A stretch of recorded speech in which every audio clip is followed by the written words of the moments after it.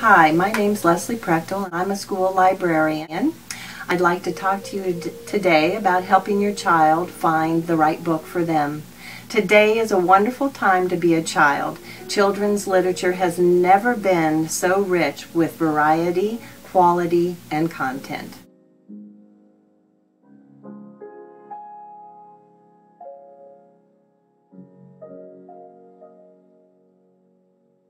Remember the books that you read as a child?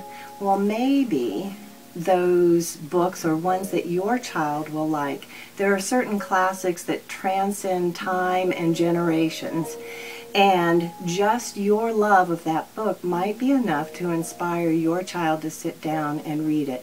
If you liked E.B. White's Charlotte's Web or Nancy Drew and the Hardy Boys, maybe your child would like it as well.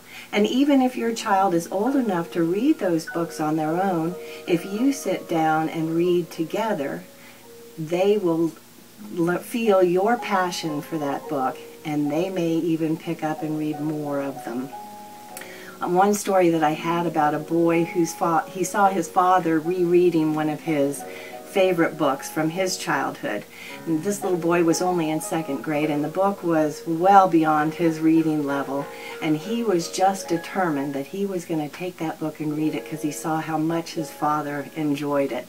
And I tell you what, Ben really was able to take the book. It took him a long time, and I think with the help of his dad, he made it through reading that book.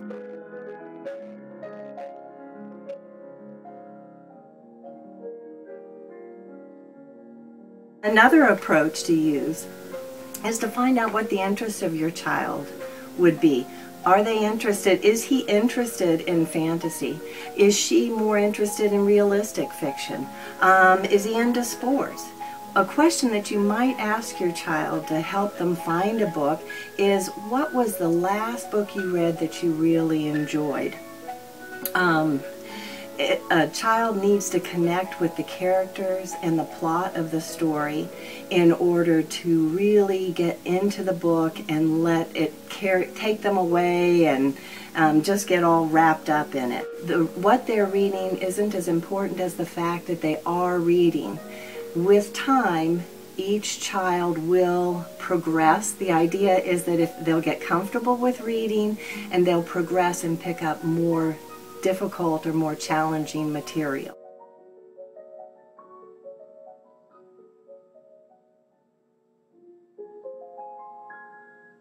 When talking to your child about their interests, you might notice the author's name of the book, and I'd like to suggest that maybe you pursue other titles by that author. Right now there are so many series out there, like the Magic Tree House books, the Little House books, Harry Potter and Percy Jackson, just to name a few. And your child, if your child enjoys the first book in a series, there's a good chance that she'll enjoy the sequels.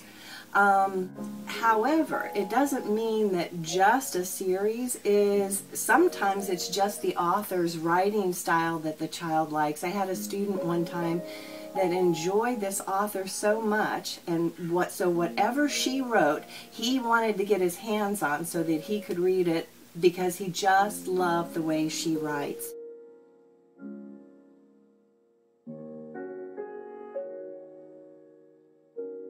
Please consider that there is a time for every book. Your child may pick a book up and start to read it and then set it back down. And even though you've made your best effort to find just the right book for them, it could be that there's something different about the book that is not working. It could be the vocabulary is too difficult for them. If your child is having difficulties with a book, suggest that maybe they read a few pages and count the number of unfamiliar words that they come across. Once they've found 5 words that they are unfamiliar with, have them stop reading and talk about that maybe this is a little difficult, a little too difficult, and if they really like the story, you two could sit down and read it together.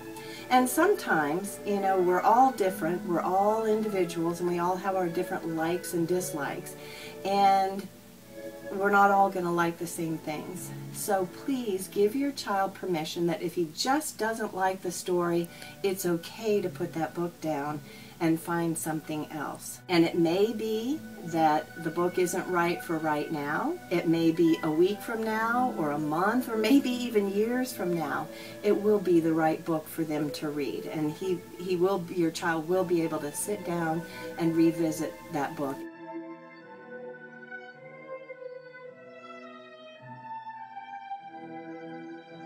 Parents of children who read at a higher level frequently ask me how to choose books that are challenging but that also meet the child's developmental level. I recommend that parents visit with a librarian, or even sometimes you'll meet somebody, one of the clerks at a bookstore might be able to help you.